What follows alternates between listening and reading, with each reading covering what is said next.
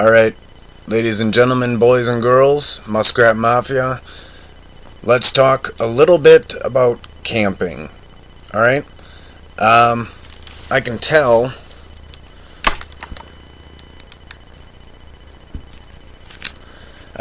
already that people are either going to be excited about this or thinking, oh my god. There's people out there who maybe have never gone camping or went camping a few times and had a bad experience. I'm still gonna tell you, camping is a good weekend vacation or week-long vacation. You can camp at the same spot. You can travel around and stay at different places. You can stay at an RV park where they got a swimming pool. You can go to a state park, which was what we do, and walk the trails and hang out and cook over the fire. And so, when you go camping, we know state parks. So I'm going to talk more about state parks than anything else. We don't really camp anywhere else but state parks. So when you go to a state park, you have to buy either a season-long sticker that you put in your windshield, or you can buy like a day-long pass if you want to just walk the trails. You can do that. You pick up your pass at the office when you first pull in to the park. Okay, now before you go, you can reserve a spot, and that's what my wife does. That's what Erin does. She goes on the website and reserves a campsite so that we know we're going to have one, and one that we picked. You can look at maps of the campsites, and they show where the locations of the different campsites are on the map, and then that way you can decide, do I want one closer to the bathrooms? Do I have younger kids going with? Do I need to be closer to the bathrooms? Are my kids a little bit older, or are we going without kids? Do we want a more secluded spot? Do you want a walk-in campsite?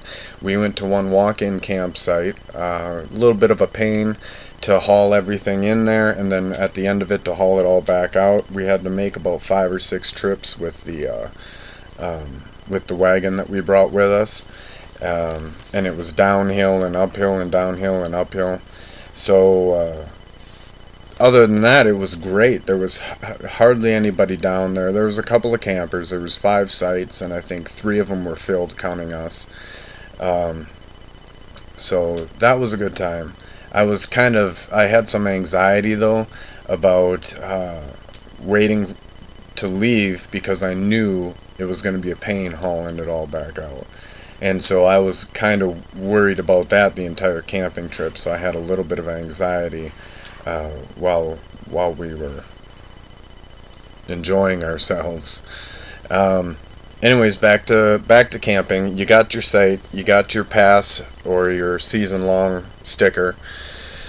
You go in, you set up your campsite. Now, for those of you who maybe haven't done a whole lot of camping and are worried about the money that they might have to spend to procure everything that you need to go camping, it's really not that bad. You already have a cooler. You bring food in your cooler. We just bring stuff to cook over the campfire. Hot dogs, soups, different things like that.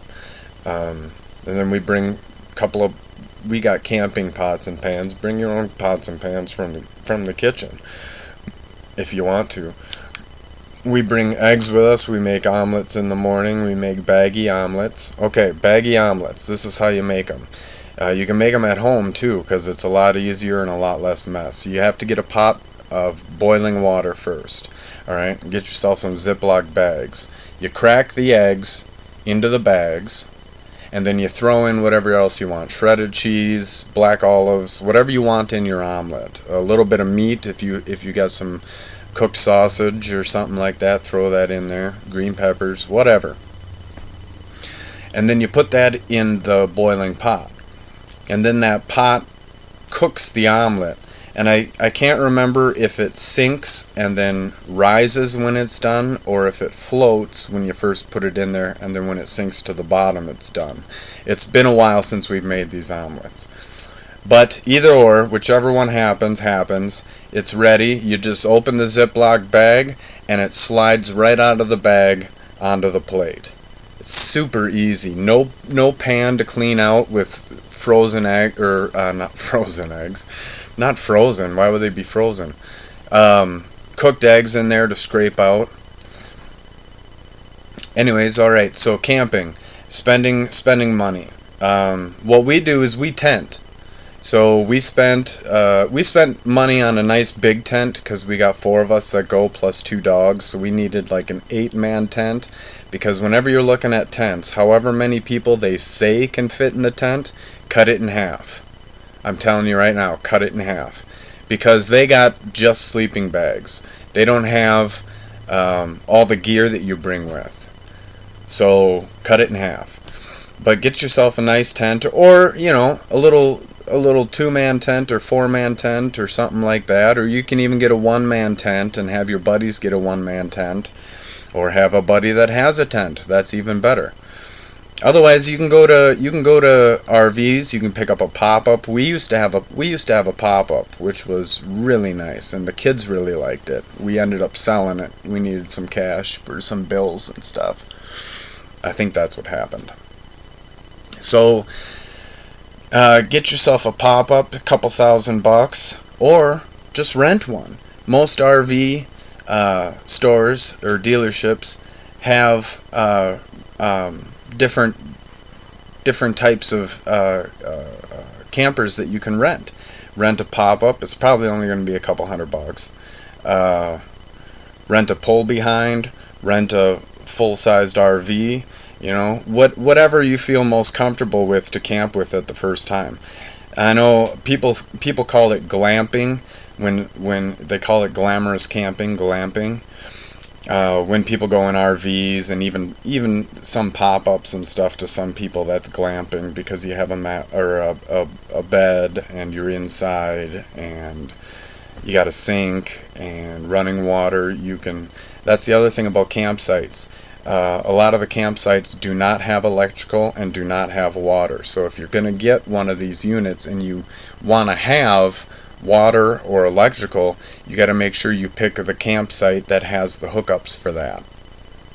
And they're usually not as secluded as tenting sites. But that's cool, because we used to take our pop-up with us, and we'd go in there and just not have the electrical, cook over the campfire, and not have the water, and we just bring our big jugs of water with us. I got a couple of minutes here before I'm going to end the video. What do you do when you go camping? I'll try to cram this in here because there's a lot to do. My son and I, we bring a football or baseball. We play catch. You walk the trails. Hopefully it's a sunny day and you're not caught with gray clouds or rain. Bring card games and stuff like that in case the weather does go bad on you. You can sit in your tent and you can play card games with the kids, or bring whatever you need to have fun in the tent, if that's what ends up happening. Another thing we do is we cook over the campfire because it takes longer. And so you wake up in the morning, you got to wait about an hour to get your coffee going, but you're killing time. You're up in the morning, you're cooking some coffee, you're hanging out by the campfire.